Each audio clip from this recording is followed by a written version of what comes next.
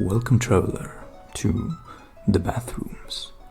Today I want to talk to you about a seasonal anime called Engage Kiss. What? It's actually from a year ago? What do you mean the pandemic is over? It's been 3 years since 2020? What about Engage Kiss is an anime about this dude whom's this a loser and has this hot chicks lusting over him all the time. Pretty novel, much innovation, wow. And while it may seem like a generic anime, I appreciate things about it that I have honestly not seen much in my short career of watching anime. For example, the animation, the fight choreography, the way in which the story is told, and the reason why I'm here today, which is that episode 2 is more than meets the eye. What if I told you that Engage Kiss episode 2 is not just about a loser with a harem, but it's also a parody of capitalism? Oh no, I dropped the C word. Calm down. Though honestly, I don't know what would be more scandalizing. Me saying capitalism or saying that Engage Kiss has any sort of hidden depth to it.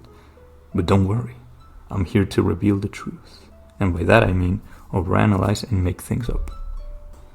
Engage Kiss episode 2 looks like a normal anime episode. The girl takes some saucy pictures with the dude and posts them on MySpace. They have breakfast. The girl goes to school, much comedy, so funny.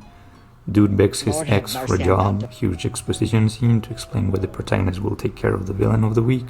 More exposition, but with funny sprinkle on it. Mr. I attacks, he is impressed with the power of comedy, and it's basically over. The episode serves to show the protagonists' relationship, their lifestyle, their job, the plot, some hints at the dude holding a dark secret, comedy, and more forgettable stuff. Right? Oh, of course not. Behold, the most pretentious episode of the Feet of the Lamia yet. The start of the episode is them eating a poor man's breakfast, sprouts of something, while working at the same time and listening to the news about something related to their job. Work has consumed their life. They're forced to sacrifice their work and life balance for the sake of what? A precarious life. And it's not even enough to sustain them or give them a decent meal. They gotta find another job that they want to live in a half-decent manner. The main character is stressed by this situation and needs his smoking addiction to relieve some of the stress. He will eventually acquire more of his drug by the mercy of an old friend. The city mayor boasts about the city and its systems, how it's possible for anyone to achieve anything in that land of opportunities. But the hidden assailant knows this is false. The city is full of corruption, inequality, poverty, violence. He's not the only one whom knows. The good guys also know it. They are cynical, but they are on a mission to capture the guy who is willing to act against the system.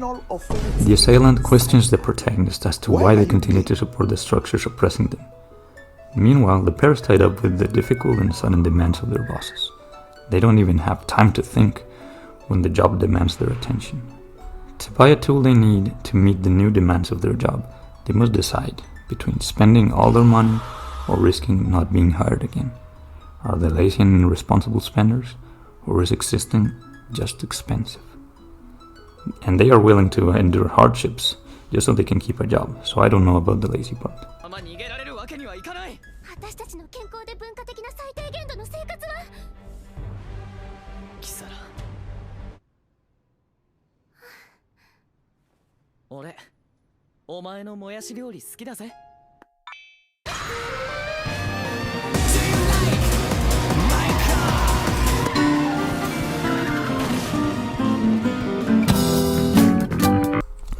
In the end, it's not the protagonists or any official armed forces that stop the rebel, but the force of the system itself, manifested in a deliberate truck, and not for the sake of law and order, but for the sake of money.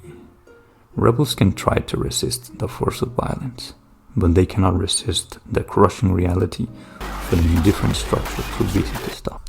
In the end, the girl asked the guy if he paid thought to what the assailant said. The guy nods, but admits he can't follow those ideals of defiance and revolution simply because it's the system who gives him work. But is it money what he works for?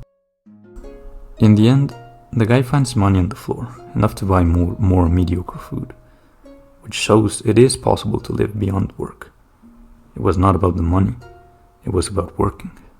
Work gives his life meaning, since it's the only way for him to pursue his goals. Even when money exists outside the system, he refuses to stop playing the game, because it's easier to imagine the end of the world than to imagine the end of capitalism. And that's why I think Engage Kiss Episode 2 is a parody of the capitalist realism of our time. I gotta tell myself to let that sink in, because damn, this was supposed to be a trashy anime. I honestly haven't watched the rest of it. After watching Episode 2, I was so satisfied I didn't need to see anymore. Perhaps I don't want to be disappointed by what trashy anime will bring next. But maybe I should remain hopeful. Perhaps this trashy anime will defy my expectations once more. But in the meanwhile, remember, Lamia have no feet. But if you look for them, you will find them. And maybe you'll enjoy them. See ya, Space Cowboy. Engage Kiss is an anime about kids. To buy a tool they need to make them... Fuck. Oh, shut the fuck up. Damn, that's why you think Engage Kiss Episode 2? No. Damn, only 2 bloopers today? Basically no background noise? I'm getting better at this.